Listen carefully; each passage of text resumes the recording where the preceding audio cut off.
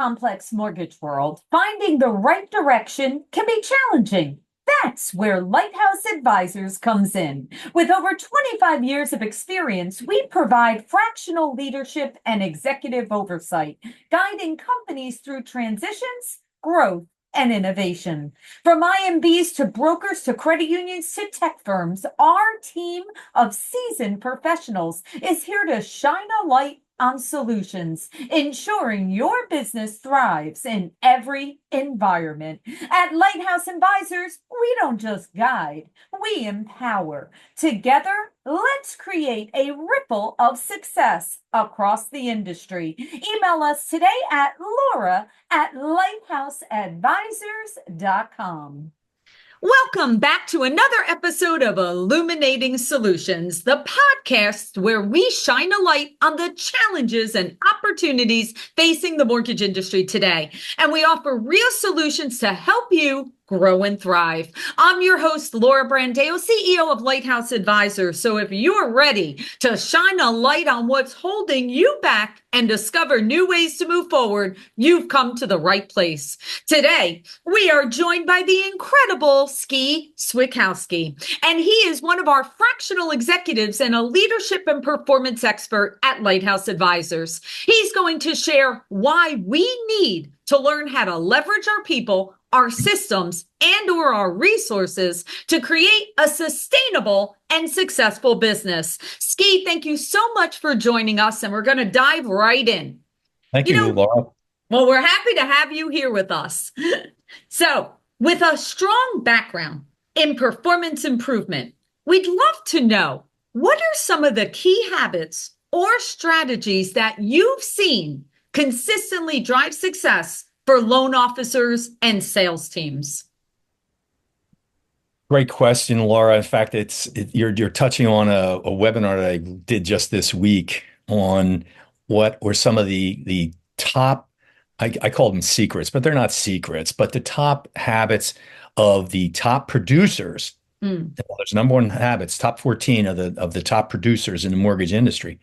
And I'm going to touch on a couple of them because it'll take too long. I don't want to take a whole hour on this, but I think the real key is, when you mention the word habit, I think that is one of the most critical aspects of what the successful people do.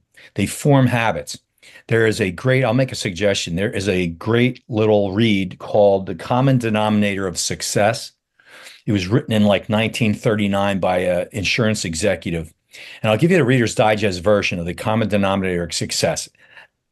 Maybe first I want to tell you a little story. This was given to me by my very first manager in the mortgage industry. And he told me to read this. It's only about 3,000 words, but I didn't at first. And, I struggled for the first. This was, by the way, 1984. So just remember what the rates were at that point in time. You're talking, it was over 15%.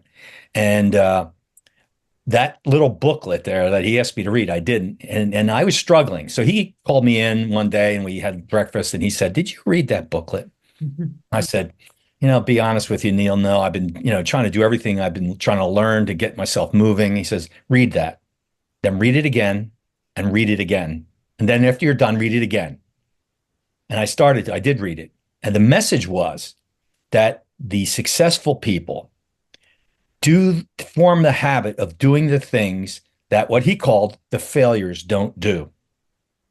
And the reason they do it, by the way, is they have a powerful why that drives them. So when you ask me what the successful people do, they have a powerful why that drives them. That's one of the things. They're very clear on what they want to accomplish. They have a plan. They work from a plan. They work from their calendar. In fact, they use their calendar in a big way. Their whole life, personal and business, is on that calendar, and that's where they operate from. They also leverage other people. One of the things you mentioned, people, systems, and resources. I tell all the time that these are so critical factors. I don't care whether you're a loan officer, individual loan officer, or a manager. Because, by the way, my opinion is if you're a loan officer, you are the CEO of a one-person company. Yep. Your one client is the company you work for, by the way. and your job is to bring in loan applications. So, you have to look at it from that standpoint where, as the CEO of a company, whatever, Yeah. you have to be able to be real crystal clear on what it is that you're trying to do and how you're going to get there. And the three things that are going to impact it most are how you leverage systems, excuse me, your people first, systems second, and resources. And I'm going to tell you, you can draw a parallel to any problem you have is in one of those buckets or a combination of those buckets. I don't care what level you're at. Those are going to be the issues. And so if you're going to be successful, if you're going to form the habits and strategies that are going to help you be successful, this is where you have to go. You've got to be clear. You know your why. You know where you're going. You have a plan to get there. You leverage those people, systems, and resources. And then the last piece of this is really also very important is consistency. If you do the right things consistently as a loan originator, and I'm going to pick a little bit on something I know is important, but it is not critically important, and that is the use of social media. There's some people that think they're going to get all their business from social media. You have to do it, but if you spend all your time on social media expecting the phone to ring, you're going to have a tough road. You've got to be able to pick up the phone, and you've got to talk to your current referral partners, your prospective referral partners. You need to know who you're going after, your past clients, and you need to ask for the business. You need to ask for referrals. And you form those types of habits and you work on that system. Again, I'm a little bit of a systems nut. You work your processes, you're going to find that eventually it's going to succeed. And I'll give you a little example. My son-in-law is in the business. He has works for a franchise. Actually, he's a subcontractor for a franchise company, and they sell different types of franchises. So as I coach him, I got him to the point where he does 50 contacts a day. And he hadn't been out all that long, but what happened is there's a cumulative effect. You keep reaching out to people. Yep. You build your database, and you keep on reaching out to people. You do this consistently, it starts to happen. Absolutely. And it did for him in a big way. Absolutely. I mean, we all know it takes action to create a reaction. You're not going to get a reaction without taking action. And I love how you started with the webinar that you did where you used the word secret, right? It's so funny. I mean, we all know that back in the day, was it Nightingale? Was it the guy? Was it Earl Nightingale that had it started with the thing about the secret, right? And it's funny that back, I think it was in the 1950s, he was like, I'm going to give you the biggest secret in the world or something, right?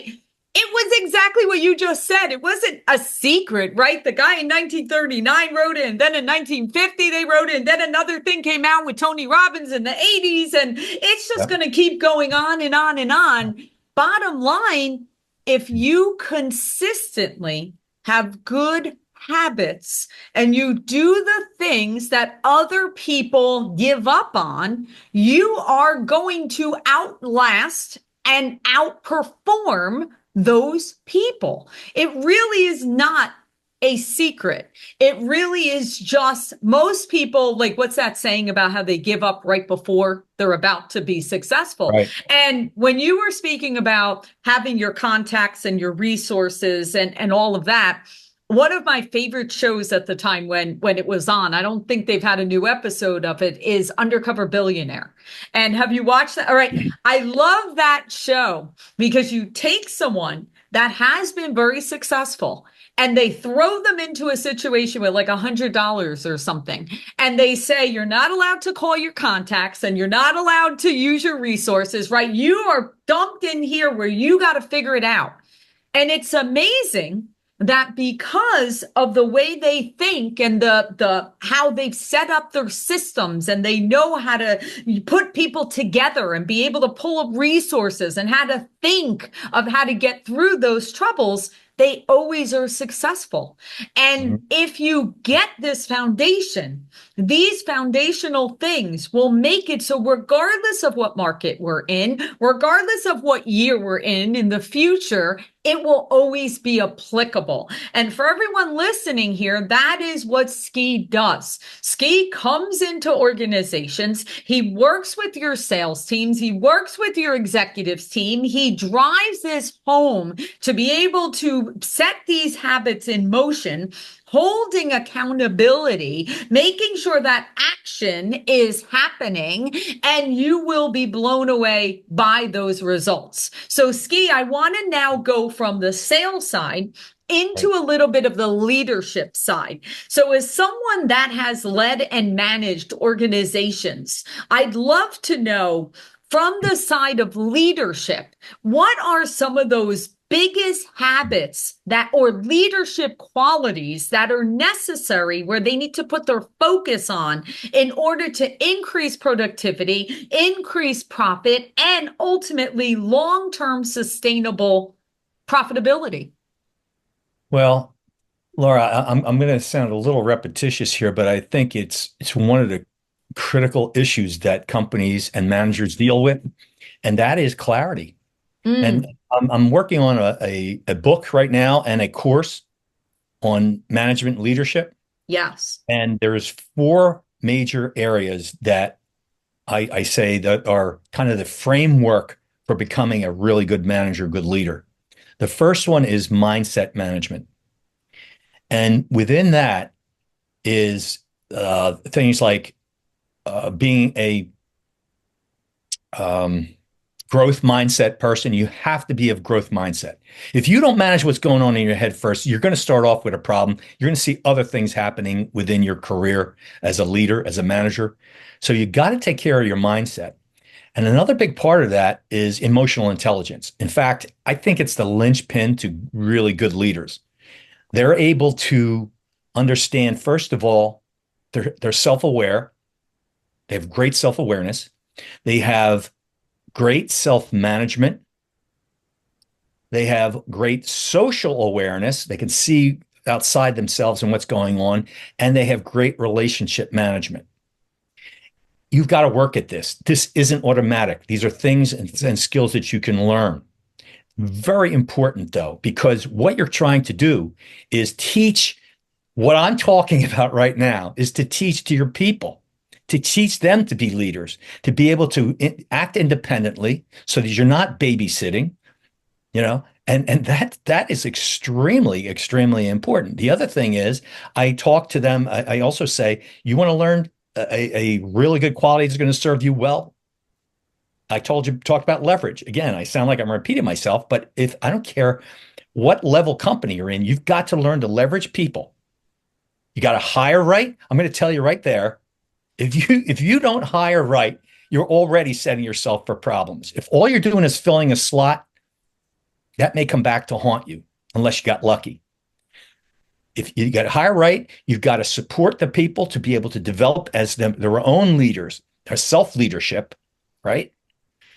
You have to give them the systems. And by the way, if you support them properly, the way I'm talking about, they will help you develop systems that will just blow your mind because they're at the point of contact. They'll help you develop the right systems and processes. And then resources. I mean, the technology that's out there, you've got to learn to leverage the resources. Again, those three things, I harp on that, but it's a critical piece of this. This isn't brain surgery, but it is complex because you're dealing with people. Yeah. And you're in a very dynamic marketplace, especially right now. Yeah. And what I try to do, especially when it comes to leaders, is I try to get them to step back and analyze themselves. For executives to step back and analyze the organization. I use an assessment tool that is absolutely, I think, one of the absolute best things out there right now. It's the only one I've found that is mathematically based. You can't game it as long as you're honest with it, but it'll tell you how you think and make decisions. That tool is phenomenal. It gives you so much input, and especially when you're doing it in a management team where everybody knows how they think and make decisions, because there's three basic ways that people do that. You're either intrinsic, extrinsic or systemic. And just to make that real simple for everybody, think of Star Trek. Spock was systemic. That's the way he thought, very analytical. The captain was very extrinsic. Dan the torpedoes, full speed ahead. Bones, the doctor, was very intrinsic. Is everybody okay? And so those are the three basic ways that we think, believe it or not. And this is based on studies by some pretty brilliant people, especially one, Dr. Robert Hartman. Anyhow, but it's the idea of you have got to be able to constantly be improving yourself so that you can be a better leader for the people that you have. If you form those qualities, and as I said, the stuff that I talk about is really about building a framework that you operate in, that you teach to others. Yeah. And listen, I mean, we've seen in our industry that leadership excellence and leadership training and development is not something that a lot of companies have as their priority. But we know the value in that. And we've seen that the organizations that do put that as a priority are absolutely going to excel and be able to do things far more long-standing, right, than the company that just keeps moving people around and saying, well, they were a great salesperson, we'll promote them and we'll turn them into a leader. But a great salesperson does not necessarily equate to be an executive level or someone that is of leadership quality. So what everyone, listening to this, think about what Ski just said. And there's one story I want to share. One time I was on a way to a business trip and I was in a San Diego airport. I happened to be sitting next to a young gentleman and we just started having a conversation about why were we going to San Diego. And he said to me, I'm actually really excited. I'm moving to San Diego. He said, I got selected to be part of a CEO training program. And I was like, oh my goodness. I'm like, I've never heard of that. He was probably maybe about 28, 29 years old. And I said, wow, congratulations. I said, I have two questions for you. I said, one, how did you get to get selected? And he had gotten his PhD. He had gone through, business program at a very high level school. And then the second question is the part that I want to get to. So I said, I'm very curious. What is the number one thing that they're teaching up and coming CEOs? And you touched on it, Ski. Yeah. The number one thing they are teaching this next generation of CEOs is emotional intelligence. Because he said that is the most important thing on how to properly run and take care of a company. Well, you know what, Laura, when you really look at all the things that have happened very recently in the last year since COVID, it's exposed a lot of problems that we've had.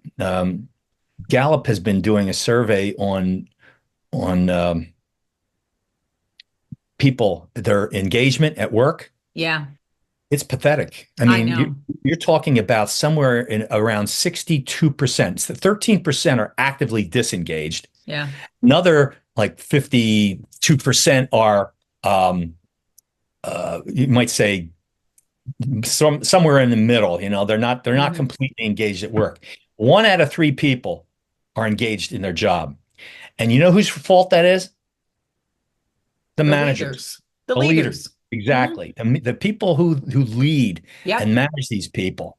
Yep. They're looking for leaders. They want to do well. Most people, if you hire, they're looking to succeed.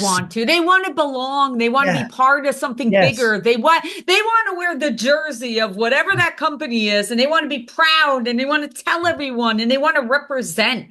We all, as humans, want to be part of something bigger, right? But you're right. The lack of leadership, and this is across the board, right? I mean, forget our industry. This is across the board. To your point, we're really, really lacking it as a whole. You are correct. So if people invest, if the leaders, the executives start to invest in their managers and in themselves, starting with, as I said, mindset. Yeah. That's where emotional intelligence is. It's the basis. From there, everything will get a lot easier. I'm not saying you're done because, as I said, there's other pieces of the puzzle, the clarity piece, the leverage piece, and the consistent right action piece. Agree. I love that. And I love this discussion. We could go on for days for this, but for everyone listening, remember, Ski has the answers. He's done this. He's worked with so many. And that leads me to my final question. You specialize in both.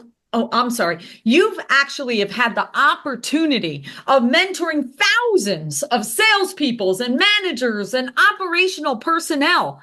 What is your approach of helping individuals gain clarity? Now we're talking about setting goals, hitting targets. How do you actually get them to build those habits, to focus on those goals and achieve what that ideal future looks like? And we're speaking about all different aspects. Right. Well, Laura, I think go back to what I said in the very beginning. It starts with a powerful why.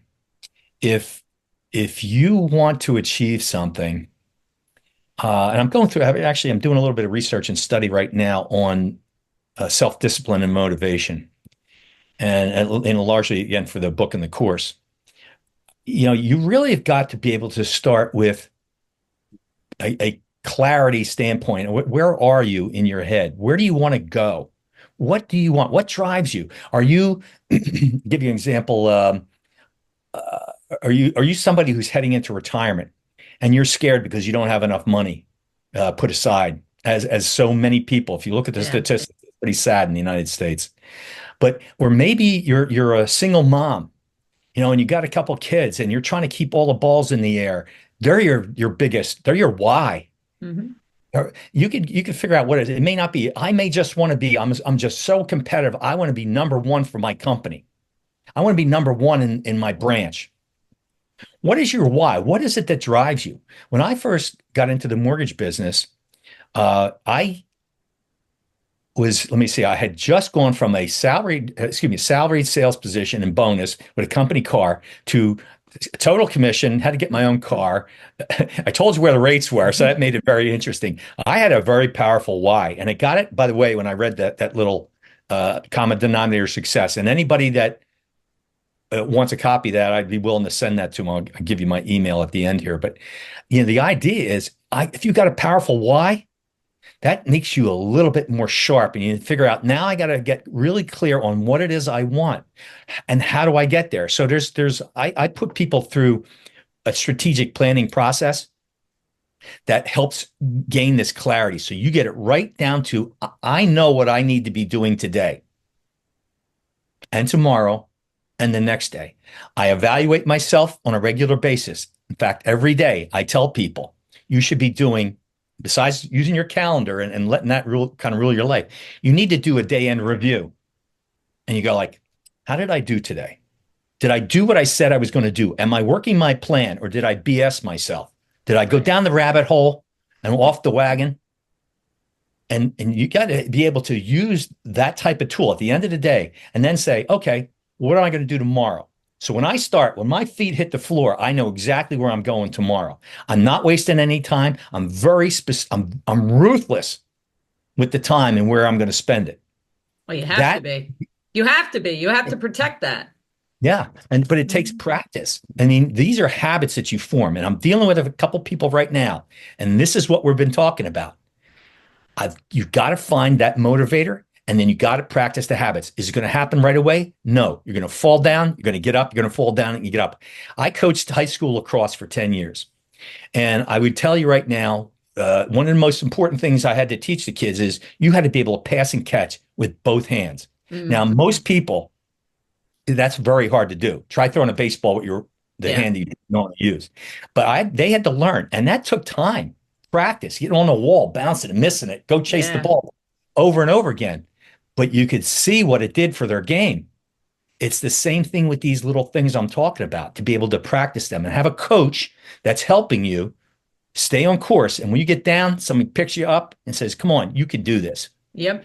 Remember your why. Oh, yeah, man, I got something to prove here. Mm-hmm.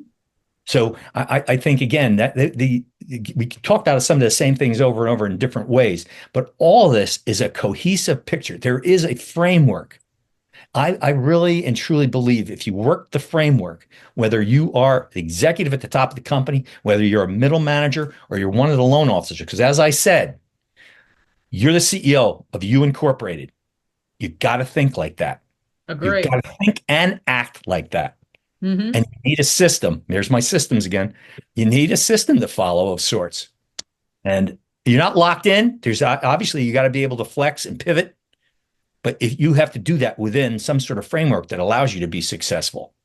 Doing it seat of the pants, as I see so many people try to do, just doesn't work. It does not. So, for everyone listening out there, if you're looking for someone to come in, to evaluate, to get things on track, if you want Ski to attend, set up your quarterly sessions, your strategics, your planning for 2025, to kind of put that plan in place and be there to set the stage, hold accountable, and work with your teams, do leadership training, understand your why, go through the exercise of how your leadership team thinks, utilizing the tools and all of the systems and the experience that Ski has to provide. Please reach out today at discovery@lighthouseadvisors.com, because Ski is here to take your organization, your teams, and yourself to the highest level you're capable of. Ski, thank you so much for sharing all of your experiences. And we can't wait for that book to come out and you finish the program so that we can offer it through Lighthouse Advisors and keep shining brightly, my friend. Thanks, Laura. Thanks, everyone.